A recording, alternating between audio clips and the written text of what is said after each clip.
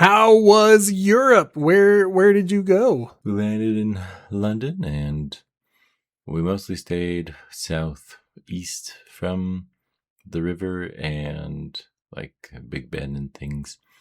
So, seems like most of the stuff is north of the river. There's a couple of things south, but not as many. So, that didn't hurt too bad, but we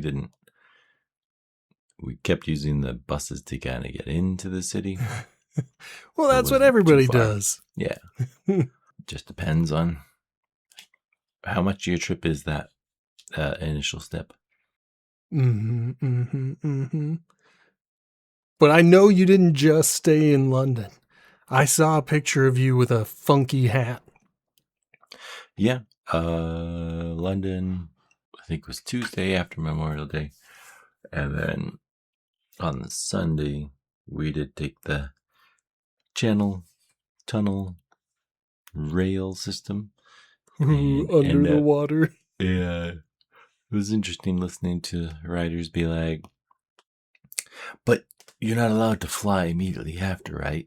You know, like with scuba divers. And it's like, well, that's because the people that scuba dive are actually under pressure under the water. This one, we're just under the air. And that's not going to be a reason to not fly.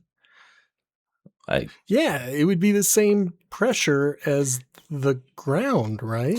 Yeah, that's like there's no substantial change that would keep you from flying.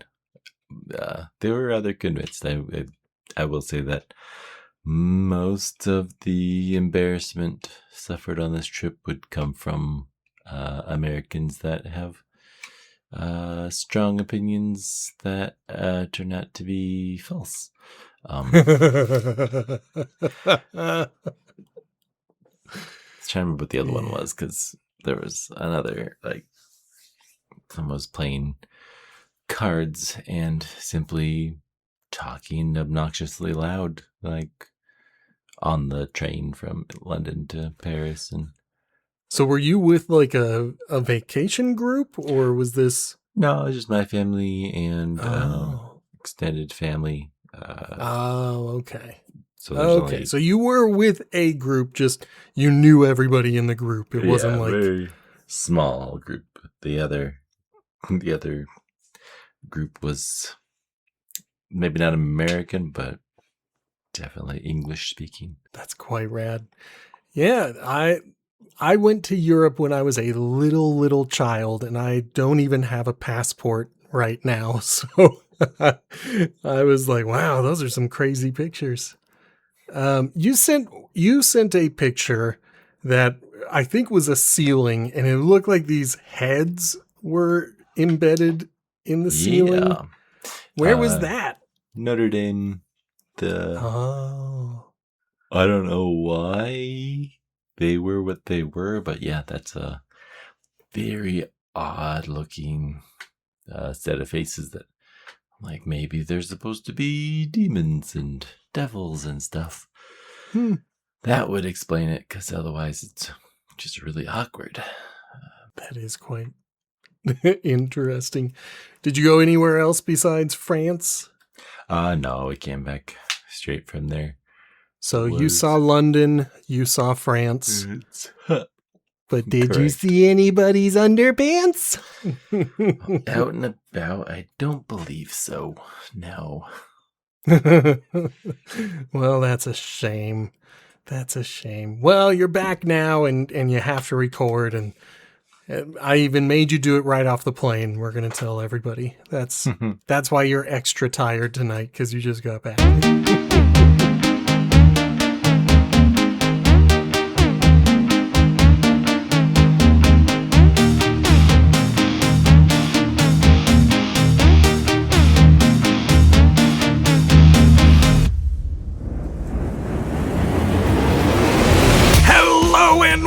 Welcome to Potato Chip Pictures, the movie franchise review podcast. My name is B. Sammy Davis. Hello, I'm Justin. And today, we are looking at the last of the Lego movies. It is the Lego Movie 2: the second part. Justin, tell us a little bit about this movie. Depends on the details I have are not so extensive because I feel like these movies take longer to start to finish. This was released in 2019. The original came out in 2014, so I don't know how soon they started on it, but I would suspect, I don't know if it came with the Batman movie time, because the producing group is basically the same, but the director is different. We got Mike Mitchell as director. I don't know of any other information from that guy. Screenwriting credits to Phil Lord and Christopher Miller. That's same as the first Lego movie. The story, Phil Lord, Matthew Fogel, and Christopher Miller. And then the producing, Dan Lin, Roy Lee, Phil Lord, Jinko Goto, Christopher Miller. Those are some different names. Yep. Budget, $99 million.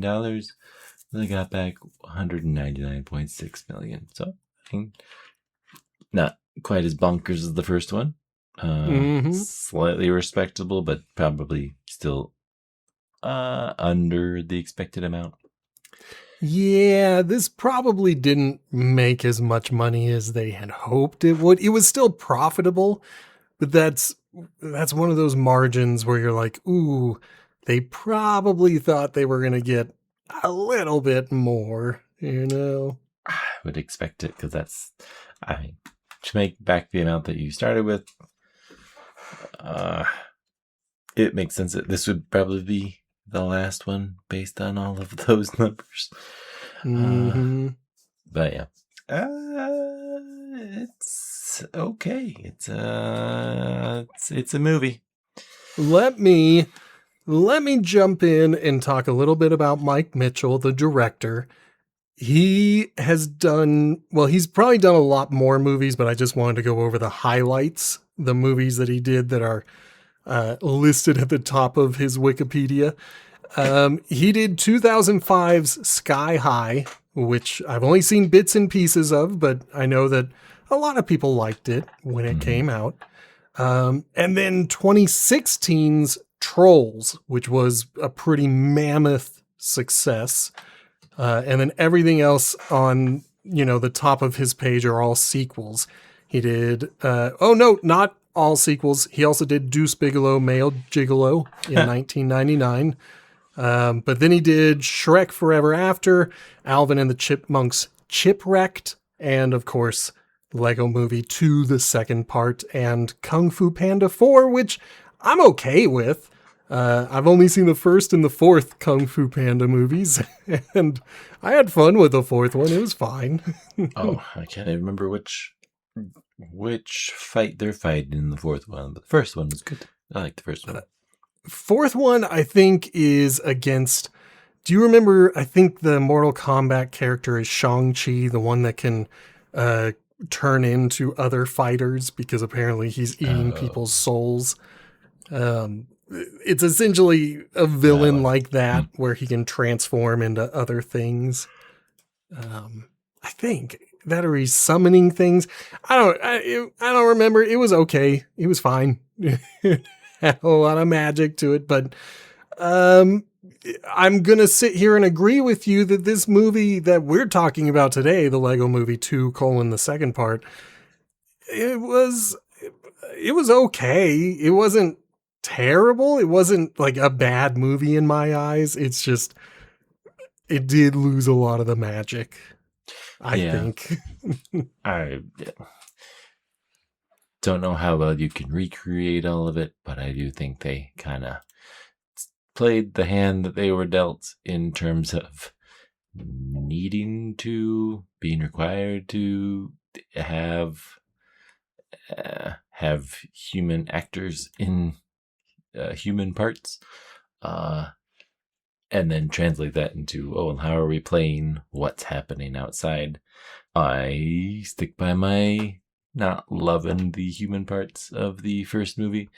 That's increased in this one. I do not like the human parts because it's just odd. I don't think they're bad, but I also don't like them. Like in the first movie, I'm willing to make an argument that, it's fine for the movie. I wasn't so put off by the live action human parts of the first movie. This one, I mean, it's not bad and it does its job. It just doesn't have the magic that the first one did. And this one, they even try to literally have magic, and it still doesn't really work for me like it did the first time around. I like, is it Maya Rudolph who plays the mom? I think she's fine. Not having Will Ferrell as a sizable member of the cast. He's only in it at the very beginning and the very end, and I don't think we actually see his face in the live action stuff. We gotta use the pre-recorded things that we have, essentially. Yeah. So I think it's a stand-in who has similar hair, whose back we see. But otherwise, this is mostly about, the two kids with their mom, as opposed to the first one being the oldest son with the dad. And I'm just, yeah, it's not my favorite. It's hard for me to give it the same justification that I would have given the first movie. This one, I'm just kind of like, meh, I don't know if I like it. Yeah. I mean, we don't really see the human bit at the beginning, but it was probably the weakest part of where they had to continue from. There was one great thing that, like, talking about the beginning, we do get to pick up right where the last movie left off, but it is kind of in fast forward. They immediately go to war with the kid Legos. But then we get this discussion about what has happened during this period of strife. And apparently the Justice League went to space in order to figure this out. But they couldn't bring Batman because he had his own adventure going on at the time. That was cute. Nice. That was a good little touch. I liked it. Yeah, that's good. I liked, let's see. So I still enjoy Emmett as a kind of one-dimensional. He wasn't special, but then we used that in the first movie, and it's good that he wasn't. And then this one, everything's apocalyptic, but he's still himself.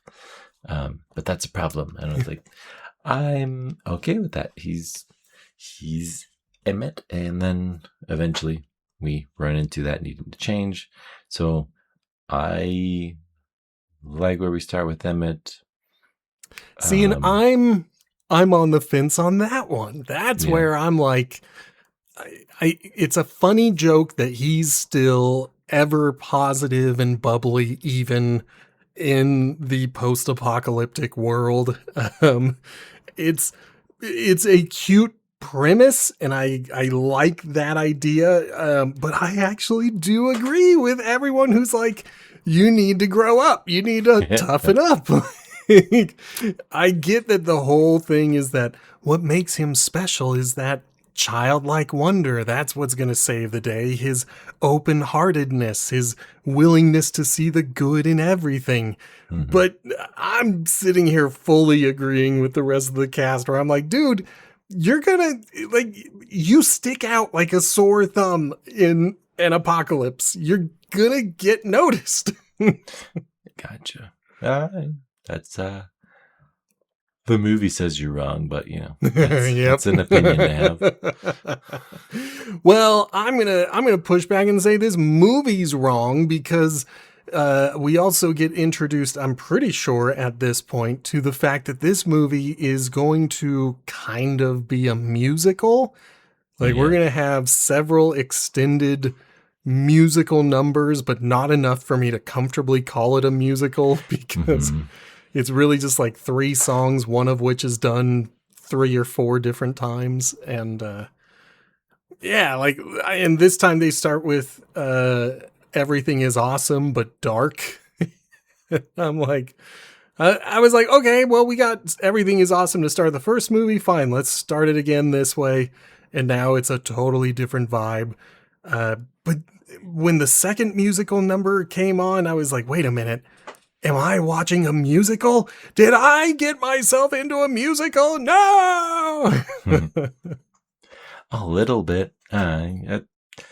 The musical bits aren't unwelcome.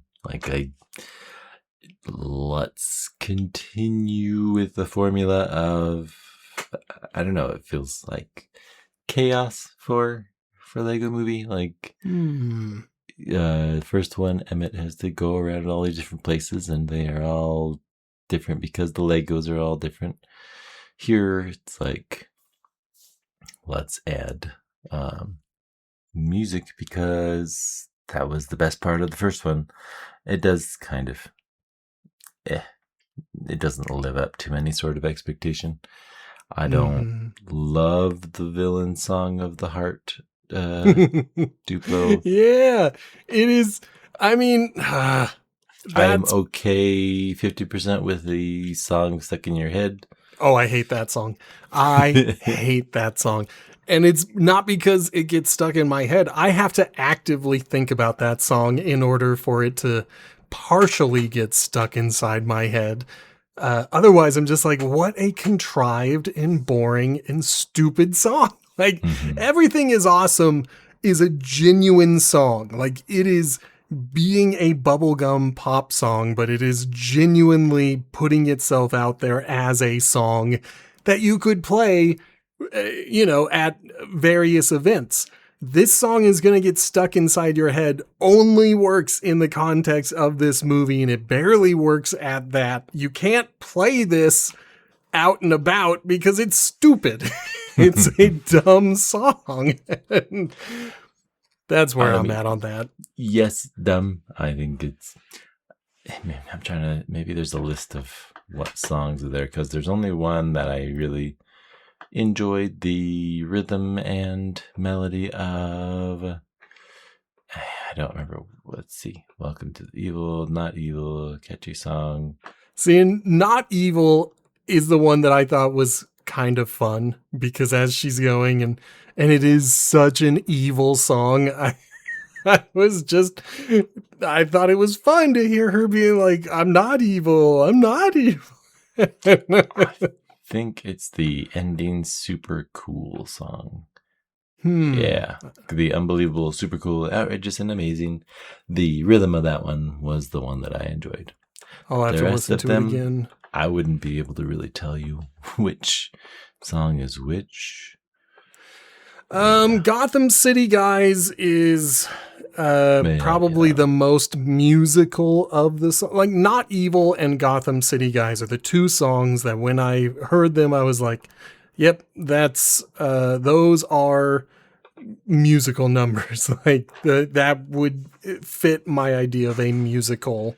Whereas Everything is Awesome Tween Dream remix by Garfunkel and Oates, like, it's a funny concept. Everything's Not Awesome. I just don't like it when the cast is singing to me. I just don't like it. Got it. And then, of course, I've already made it clear, I don't like Catchy Song. I just think that's terrible. And then I don't know anything about 515 or Welcome to the Sistar System. Both of those, I don't know anything about them. Yeah. And that's enough to be like, if this was a musical, I feel like I would know where these fit in. If you're to mostly name a song from like Fiddler on the Roof, you're like, oh, well, that's going to be around this part. Yeah. Yeah. And then the ones at the bottom, I think, are all end credit songs. So yeah, like fully a third of these songs we can't even recognize within the context of this musical. And then two of them, two of us are okay with, two of us don't really like it's, yeah, it's just not enough for me to call it a full musical, but it's also not enough for me to say this is not a musical, because that's a lot of songs to throw into this movie. Yeah, I think it was an added ingredient that just is not quite necessary. Like, it fills time and throws 8 songs against the wall to see which sticks, and none of them really land. Oh, wait a minute. Is Super Cool the one where they're singing about the credits? Yes. That one, I did laugh out loud when they started shouting out specific people in the credits as their name was scrolling in. That was a funny bit. I enjoyed that, but yeah, like I kept sitting here thinking, like, was this something that happened, as the movie was coming out? But no, that is the start of the credits. That is a song about the credits, and it keeps your butt in the seat. So good on them for that, I guess. Did you see everybody's name? Yep. So that's not a positive for making it better than an average film. Yeah, for me, that's kind of where the movie lost me. When I just was starting to think, and it really was around Not Evil, the song that I think is a capable musical number. That was when I was kind of like, oh man, this movie is a musical, and I'm not a big fan of musicals. I just have trouble watching them. There's only been a few that have really gotten me engaged, especially in my adult life, but this was not one of them. I will say I do like, I think her name is General Sweet Mayhem, the tween girl.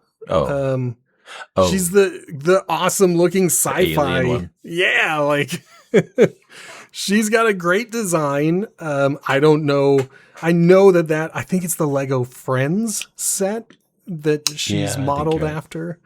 And she's cool looking. She's got that awesome helmet. She's got a great spaceship. Like, thumbs up to that character. I had kind of hoped she was going to be the main villain, but she's really only in like 2 parts of the movie. Yeah. I guess the idea from the first one is the reason for this one. Duplo and the sister are allowed to play with Legos now, and she wants to take over, kind of take the Legos. It's kind of just I don't want my sister to play with these Legos after he was able to get his dad to play with Legos in the first one, and it sets up the conflict, sure.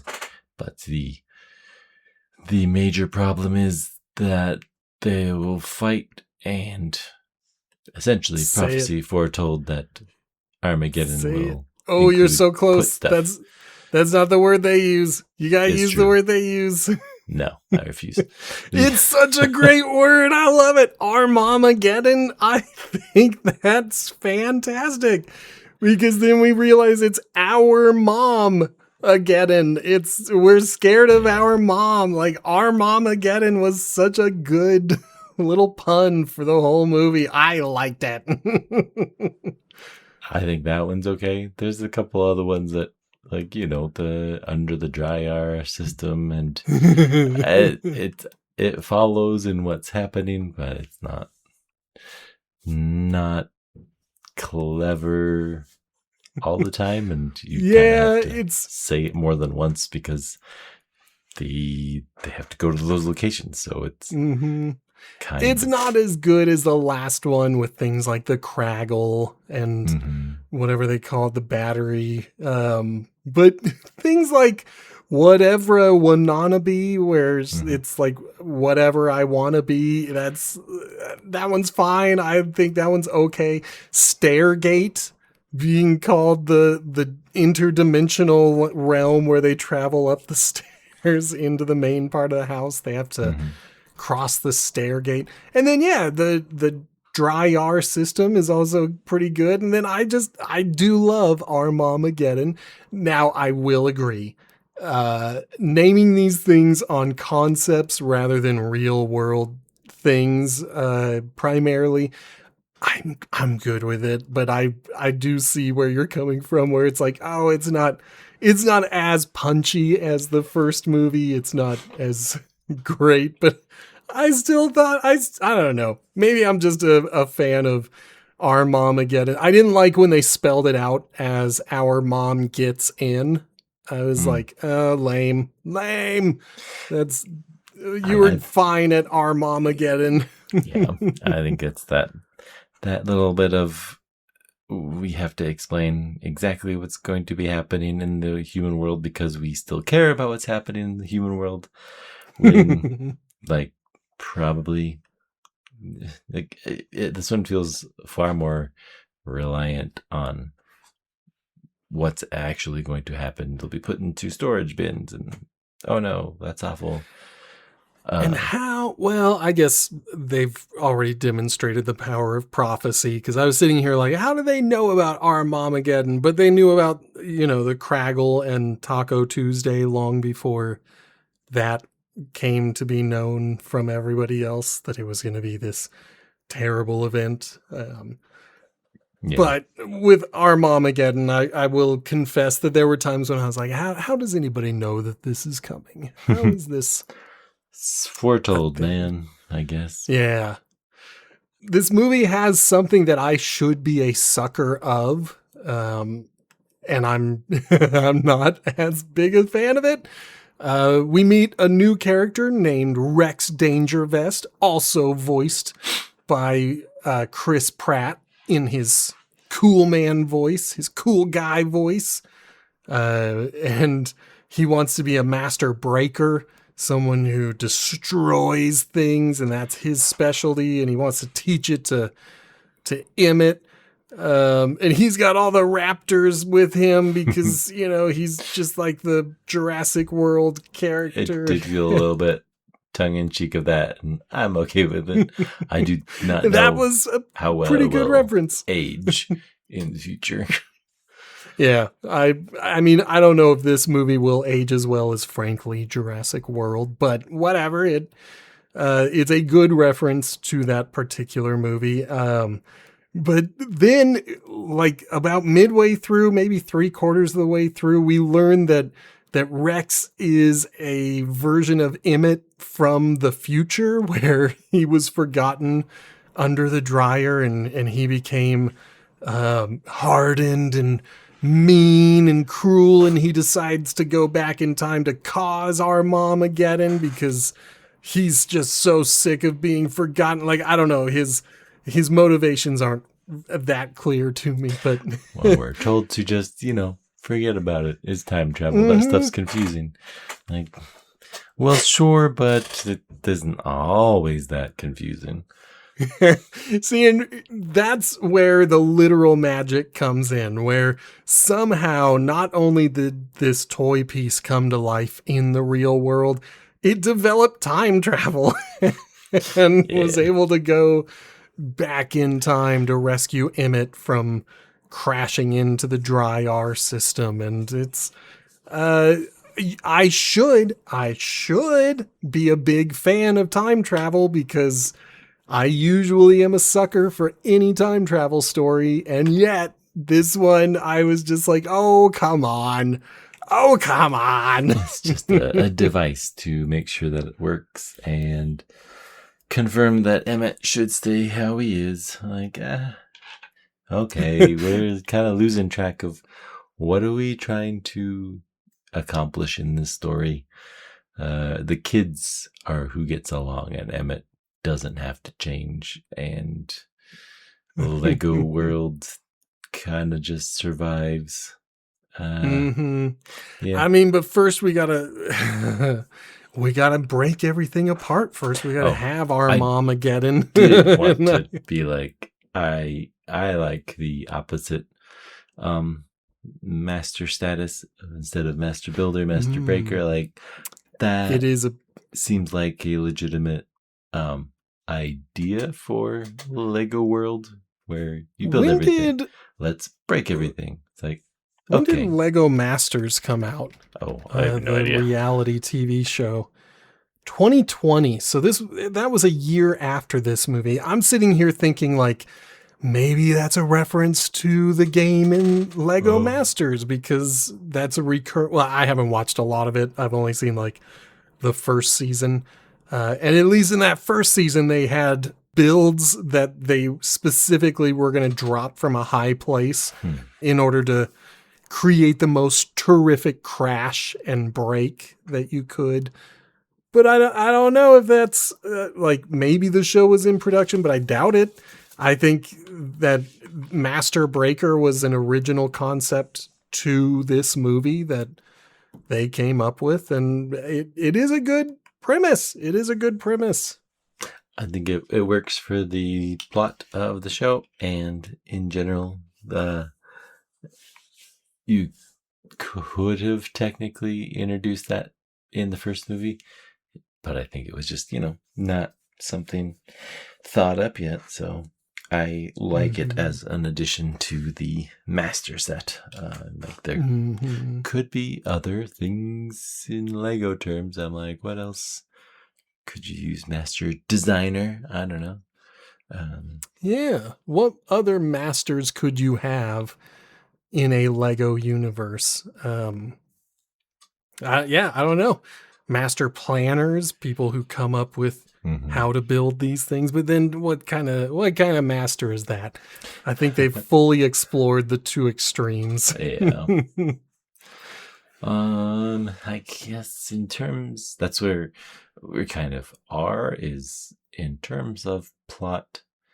The human plot is the kind of the primary, like Lucy and everybody gets kidnapped, but you kind of eventually learn that Rex is the bad guy and Emmett is on the bad guy's side and should actually be understanding. I'll give the movie its dues for the pacing that it has, because, after everybody gets captured and most of them are converted, you're thinking the bad guys are the Sistar system, and they really are, doing some kind of mind control that's getting everyone over. Yeah. And the slow reveal that the Sistar system is actually good and it's Rex who's bad, I thought that was a pretty good reveal. For all of this movie's problems, the twist that that Princess whatever Wanabe is not evil, that was kind of silly and good. I was like, oh wow, she was telling the truth. She is not evil. But she's so suspicious. I know. Why she gotta be so suspicious? that song just kind of takes me in the opposite direction of like, but I mean, that's the point of the song, is for you to be like, she's evil. She has to be evil. She's not. I mean, even when she's trying to convince Batman to marry her with the very musical Gotham City guys, where Batman essentially gets tricked into trying to convince her to marry him.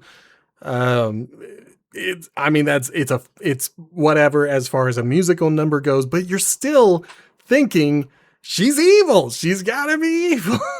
Like, the movie was doing a pretty good job of getting me to believe that, it was everything that it said it was going to be. So the twist that she is Emmett's heart that he built all those years ago, and she really is trying to unite the system so that it will prevent Armageddon, and it's Emmett becoming a master breaker that causes Armageddon. Like, I don't know. I thought all of that was pretty good. And then, of course, getting what what's her name's hair revealed. Oh man, Oh yeah, Lucy. Wild Style. Yeah, Lucy. When we learned she once had pink hair, that like there were just some small moments that did kind of capture that old magic for me. It's just not enough. Not enough. Yeah, I think it's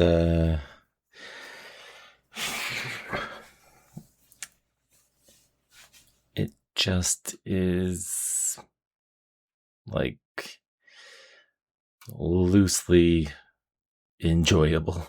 Like, I'm sure that it took planning to figure out, oh, we need some time travel for this guy, and like all of the bits. And I'm just sitting here like, no, they didn't. Why did they do time travel? Because, you know, this is the same as spoilers for a 20 or 30-year-old show, but Star Trek Voyager ends with a time travel episode that essentially creates a paradox that is, well, the paradox is, if the person who traveled through time never travels through time, then that means that the events that we saw in the movie that were done by the time travel couldn't have happened, which means you're in this infinite loop of things that don't happen because in terms of this particular, like Star Trek Voyager, when the captain gets to the age that she was when she decided to travel in time, she will have no reason to travel through time in order to rescue her younger self. And therefore, her younger self will never experience what she went through that got her to escape all of the troubles. So when she gets older, she'll have to travel through time in order to rescue herself from the terribleness that she had to experience, meaning that the next one won't. And so, like, that's the circle, and that's what we get here. Like, in my head, I'm like, there has to come a time when Emmett gets knocked into the dry R system and can't get help. I don't know. I'm just like, and maybe I'm wrong because the events I hear it in my brain. It's a time paradox that hurts my brain to try to think about it. I know it's a kid's movie, but they shouldn't have introduced it because of nerds like me.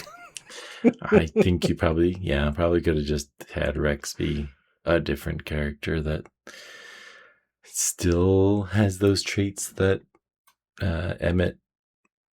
Lucy wants Emmett to have, but just make it obvious that, oh, this is, name him something close to Emmett. Make it a duplicate of Emmett. You know, there's duplicate minifigs.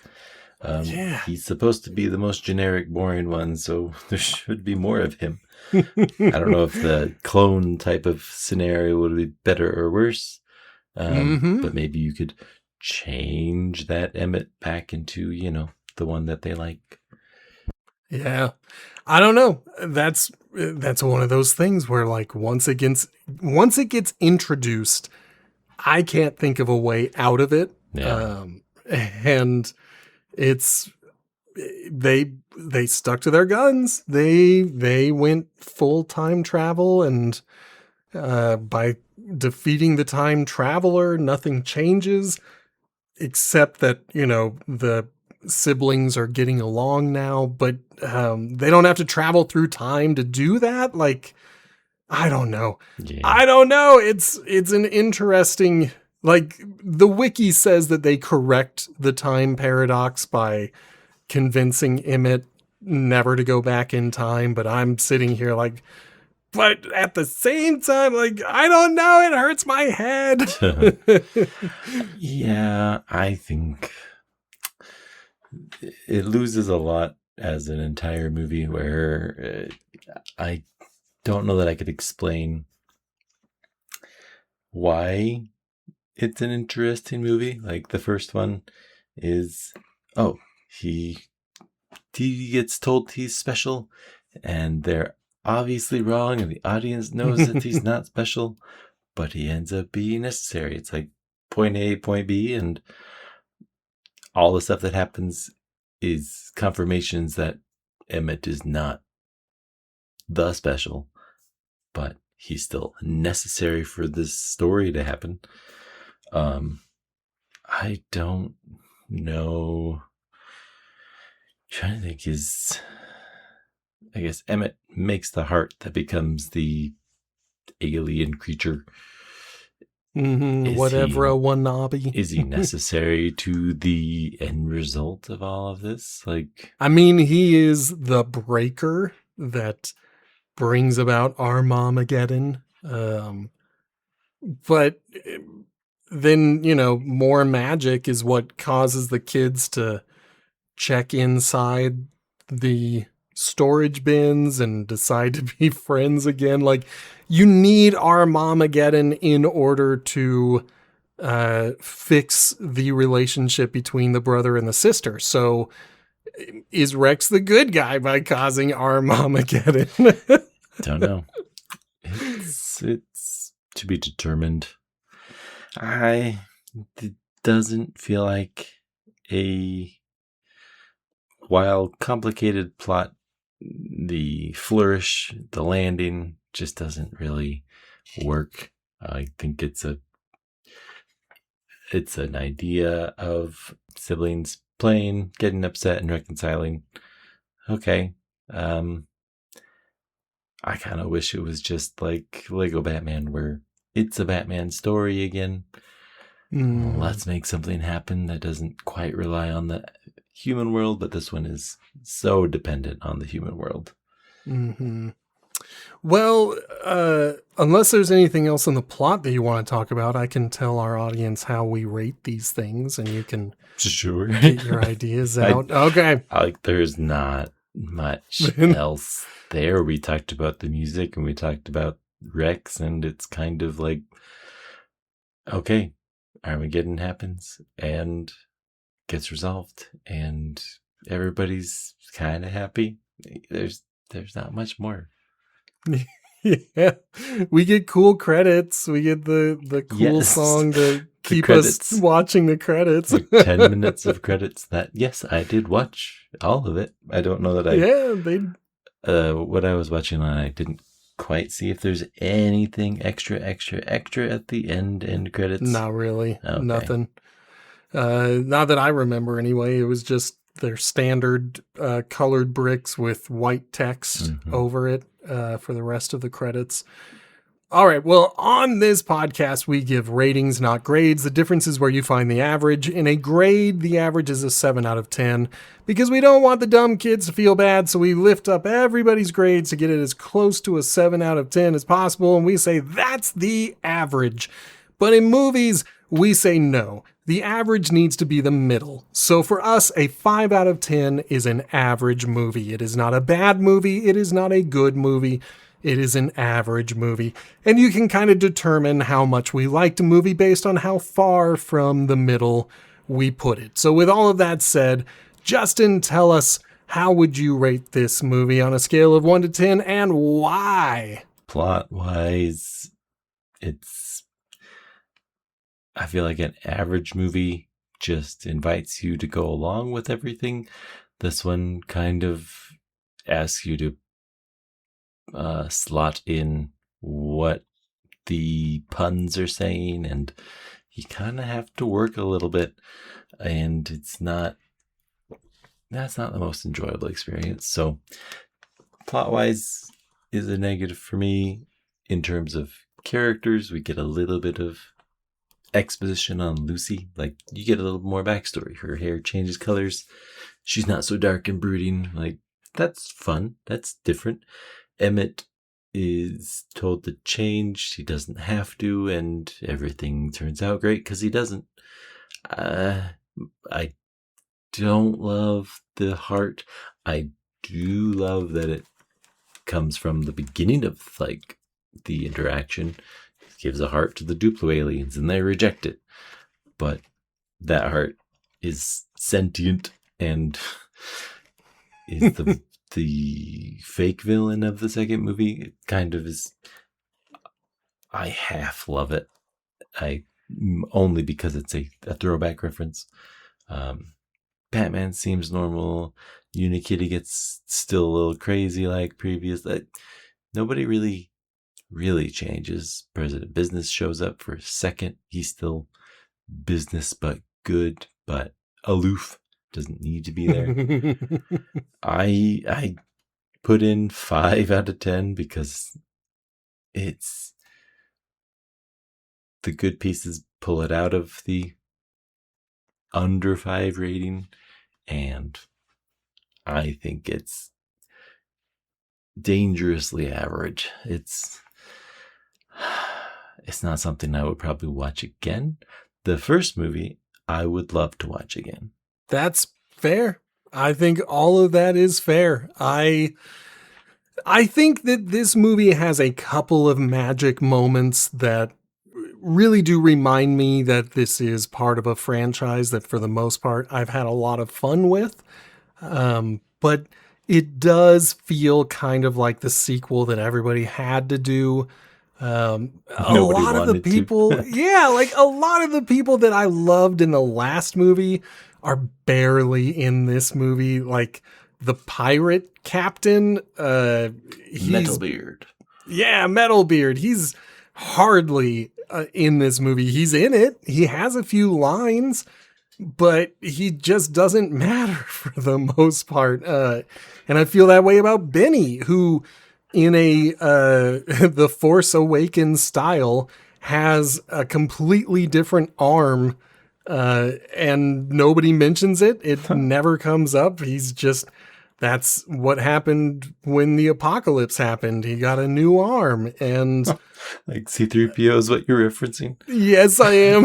With his red leg that nobody cares about, and he even draws attention to, and no one cares. That's how I feel about Benny's arm. I'm like, there could have been a story there, but I guess we're not going to hear it because he's not even going to scream spaceship in this whole movie. I mean, a little bit with the aliens spaceship. Yeah, he likes her spaceship. He's got a crush on the spaceship, I guess. But just a lot of these characters felt like they had to be there, and that's the only reason they were there.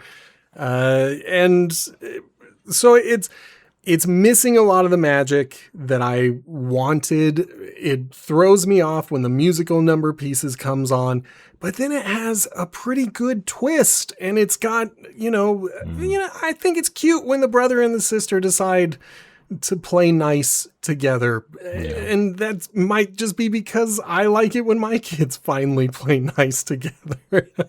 Could be. And so I'm a little bit of a sucker for it. So I landed at a 6. Like, it's not that this movie's great. It's not even particularly good, but it's better than average. Like, sure. Okay. I don't know if I would necessarily need to come back to it. Same as you. I just, there are a couple of moments where I'm like, oh yeah, that was really good. That was a shining moment. See, after looking backwards, I stand by the 5 because my Ninjago one was 6.5, and I can remember like the plot and the things that I liked about that one. This one, like, no, not. This one was aggressively average. Yeah, I'm kind of in the same boat as I was with Lego Ninjago, where for both of those movies, if I can sit down to watch it, I'm probably going to have a good time by the end of it. But the fact that I have to kind of convince myself to sit down and watch both of them is what really makes them suffer the most. So maybe I am being overly friendly to both of these movies by putting them at a 6, but I'm going to stand by it because there are some fun moments that really are worth it in the long run. And it's just a couple of moments, but I think a show rating of 5.5 is remarkably fair. This is the bottom rated of all 4 movies in the franchise. Yeah. This is the one that, it tried. It had the hype. It had a bigger reception than the Ninjago movie, but this one gets pretty mixed reviews. The audience on IMDb gave it a 6.5 out of 10. Oh. On Rotten Tomatoes, it's got an aggregate score of 84%, but I think Rotten Tomatoes, I think they put an average movie at a 70%. So it's possible that, they're also, relatively speaking, closer to a 6 Average, in terms of yeah. an average. Yeah. But, those are a tale of 2 different scores. Some people got a lot out of this movie. I didn't. I got some. No. I got a little. A little. I think there's funny bits, but I don't think the funny bits are as relevant to the overall plot. So that's why it falls short of increasing the plot and movie score. Yeah. There are times when I put out a score and I think about it for a long time where I'm like, do I really believe in that? But I am going to say, when I got done with the movie, I gave it a 7. And it was like a few days later thinking about it where I came back and was like, you know what? This is a 6. I got to give this a 6. So at the time that I watched it, I had a good time. And I can't deny that. It's just that in retrospect, this movie isn't, it's not great. It's not great by any means. It's barely good. Yeah. Yep. That sounds about fair. Yep. So next week, we are going to come back with a wrap up of the entire franchise. We'll be able to update the tower by saying where this lies in that particular tower.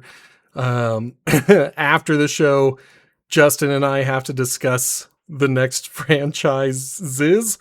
Because I don't know if the timing's going to work for the next one we had planned. So we might have to do an in-between one that just kind of spaces it out. I don't know. We got to talk about this. But next week, for sure, come back for the wrap-up. Figure out how the whole franchise landed. What was the our individual averages versus the show average. And then see where it lands in the tower. But otherwise, take us out of here. Thank you for watching, listening. Yeah, they noticeably did not watch. It's appreciated. Appreciate the time of those that do follow us live for waiting through the breaks.